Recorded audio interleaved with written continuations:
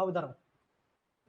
कुछ चीजें मैं टिप्स एंड ट्रिक्स दोबारा रिवाइज करा देता हूँ, ये बहुत बार मैं कराता हूँ, अभी भी थोड़ा करा देता हूँ जिससे कि यूपीएससी में जाए आपको थोड़ा हेल्प हो जाए। सबसे पहले बात तो आपको ये याद रखना है कि नॉलेज का कोई है ही नहीं अल्टरनेटिव, ये तो एटमोस्ट है, ये तो सारी माया ही है, और नॉलेज कभी वेस्ट नहीं जाती, कभी भी वेस्ट नहीं जाती। मुझे तो लगता है यूपीएससी में हर बच्चा जिसने ग्रेजुएशन करा है या कर रहा है, हर बच्चे को यूपीएससी की तैयारी करनी चाहिए, ये मस्ट है उसके लिए, क्योंकि इससे वंडरफुल पढ़ाई पूरी इंडिया में ही नहीं है कोई दूसरी, जहां पर आपको हिस्ट्री भी पता चले। ये विजडम की क्लास है, this is not only the class of UPSC, this is the class of wisdom, जिसमें आप historical dimension, economical dimension, political dimension, technological dimension, quantum computing हमारे बच्चों को आईआईटीएन से ज्यादा पता होगा कि कौन से पार्टिकल बोसोन्स होते हैं, कौन से फर्मियोन्स होते हैं। नहीं तो पूछ लो किसी आईआईटी को बैठाकर, दिल्ली वाले को, कर क्या आया होगा, तो खाली रोबोटिक ही बना रहा है आज के जमाने में। ठीक है, क्यों ऐसा है? क्योंकि this is the knowledge of everything, knowledge of humanity, आप कहीं पे भी कुछ भी अच्छा कर सकते हैं। ठीक है, लोग तो बाबा बन जाते हैं यूपीएससी करके, यू कैन डू एनीथिंग। तो सबसे पहले आपको याद रखना, knowledge is more important than any trick. Supplementary और सपोर्टिंग लॉजिक जो होगा, जो आपकी बस जो एक्यूरेसी है वो इंप्रूव कर सकता है। कैसे हम देखते हैं, सबसे पहले सारे स्टेटमेंट को और डिफरेंट पार्ट्स को आप सही से पढ़े। पहले तो ये याद रखें, यूपीएससी ने कोई क्वेश्चन पूछा आसान नहीं पूछा होगा, हर चीज में ट्रिक पूछेगा वो। वहां पे प्रोफेसर ये बैठा है कि 100 क्वेश्चन में कैसे फेल करूं मैं, इसलिए बैठा। ये पीसीएस नहीं है, टू द पॉइंट तो आंसर आएगा ही नहीं, बोल जाओ उसे। और देखो कितनी कम कट ऑफ जा रही है, 88 यार, कुछ होती है 88?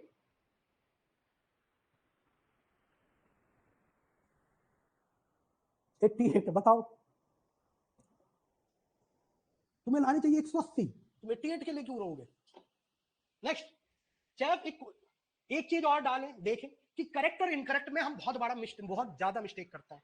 और याद रखें, अपने आप को हाइड्रेटेड रखें। एक क्रिस्टल क्लियर बोतल लिया है, उसे लेके जाएं, क्रिस्टल क्लियर बोतल और उसमें पानी ले जाएं। ठीक है, ये खरीद लें या तो फिर घर से ले जाएं, क्रिस्टल क्लियर होनी चाहिए, क्योंकि ओपेक होगी, ट्रांसपेरेंट नहीं होगी तो ले जाने में प्रॉब्लम करेगा, इस तरह की नहीं चलेगी। नहीं, वो वाली ले जाओ, बिसलरी की ले जाओ। हाँ हाँ, वो पैक वैक सब उतार दो, उसके चिट भी हटा दो, ऐसे ले जाओ। हाँ, वो ट्रांसपेरेंट लेके जाओ बिल्कुल। Don't fear from lengthy question, जब भी लेंथी क्वेश्चन आएंगे it means they are very much easy. याद रखना ये सारी चीजें, होता है ना, तो बस याद रखनी है ये चीजें। Often they are very easy. अगर आपको लग भी रहा है कि नहीं ये टाइम वेस्टिंग है, मुझे बहुत लेंथी है, तो सेकंड राउंड में उसे आप सॉल्व कर लें। 2 राउंड में पेपर करें, कोशिश करें। एक राउंड में भी कर सकते हैं, लेकिन बात यह है कि आपको कोशिश ये करें कि एक क्वेश्चन में 1 ही मिनट लगाएं, ज्यादा से ज्यादा 1 मिनट लगाएंगे तो भी 100 मिनट में क्वेश्चन पेपर हो जाएगा, और बाकी के 20 मिनट आप फर्दर जो आपने क्वेश्चन छोड़े हैं उस पर ध्यान दे सकते हैं, सेकंड राउंड कर सकते हैं। समझ में आई बात एवरीवन? आ गया? कहां देख रही है इधर? अभी से लो फील नहीं, लड़के आना है रानी लक्ष्मीबाई की तरह। ठीक है, कैसे लड़के आएगी? तो कुश्ती करवाऊंगा मैं, अगर लड़के नहीं आई तो भेज दूंगा या कुरुक्षेत्र के मैदानों में, अखाड़ों में, कहूंगा पटको से।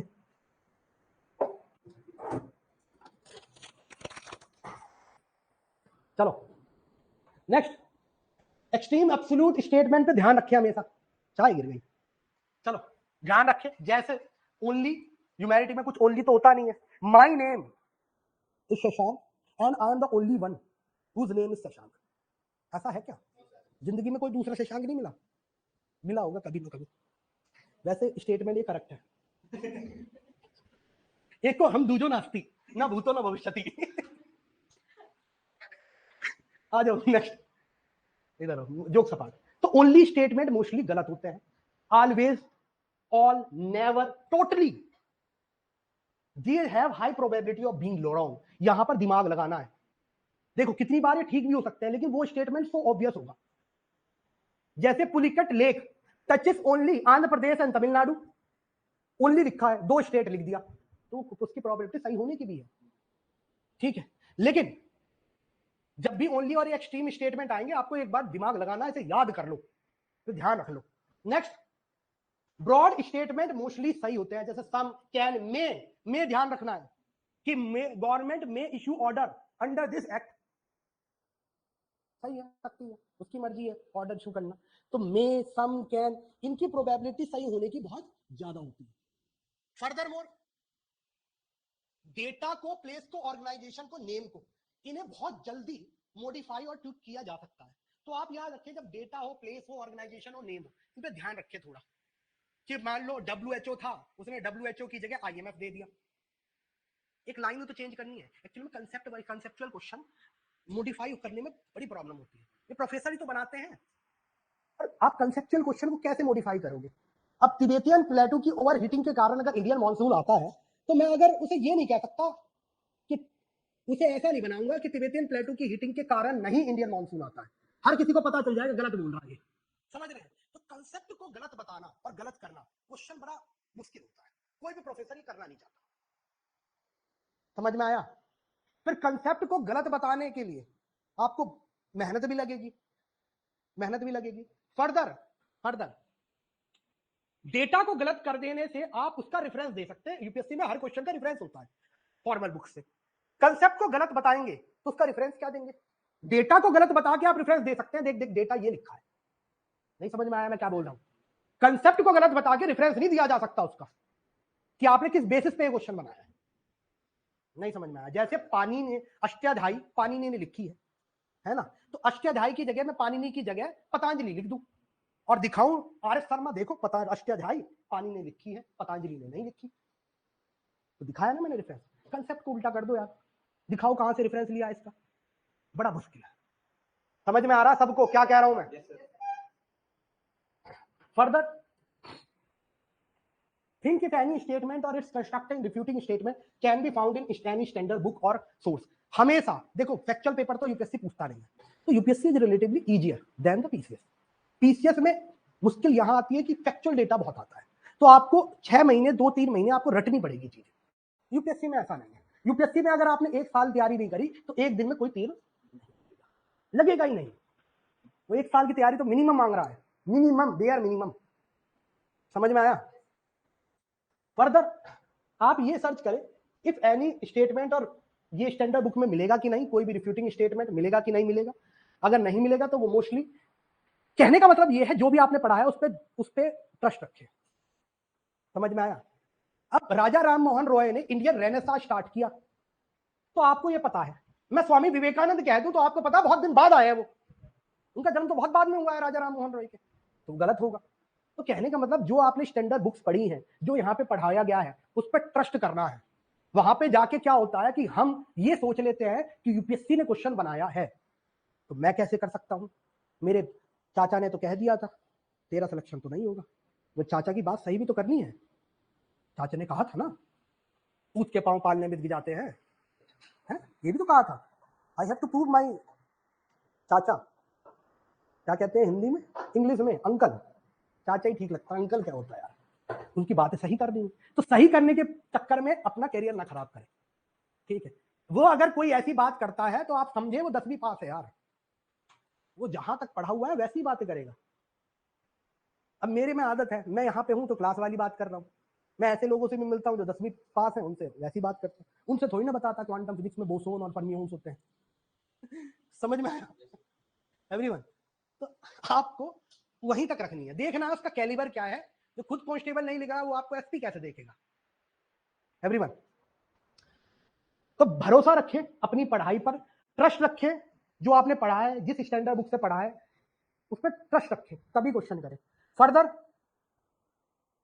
जैसे इस चीज पर ये क्वेश्चन ठीक करके आए दो, कहां से नेम, नोमेनक्लेचर और इटिमोलॉजी है उसका भी ध्यान रखें। जैसे अभी का ही रेफरेंस बता देता हूं, हरियाणा पीछे से एक ने पूछा भगवत गीता बंगाली में किसने ट्रांसलेट करी है, तो इन्होंने कहा बंगाली में ट्रांसलेट करी होगी तो बंगाली आती होगी, कोई बंगाली नाम ही होगा, एक ही बंगाली नाम था, वसु, ठीक था,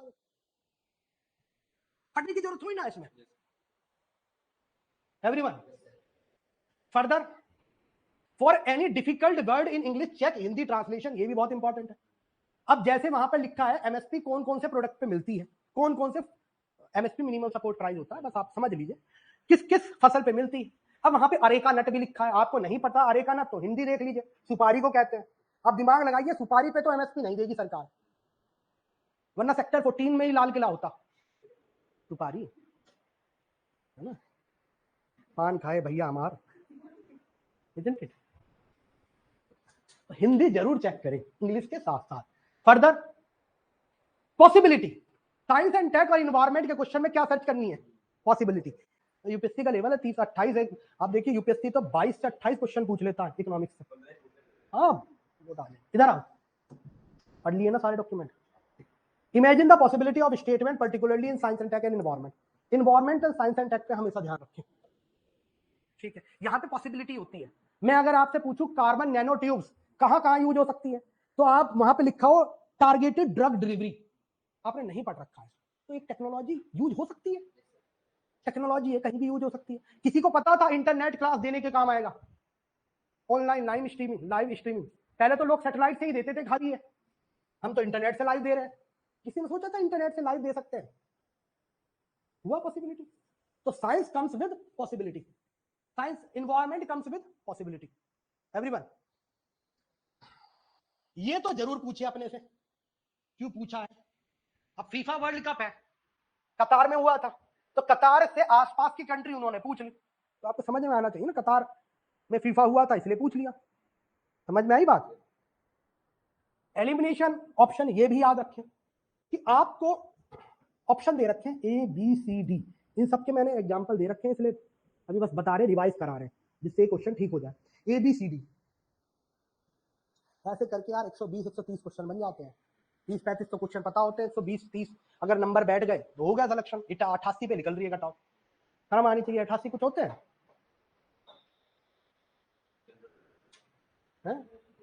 मेरे जैसा दे तो 2.5 बार क्वालिफाई कर ले,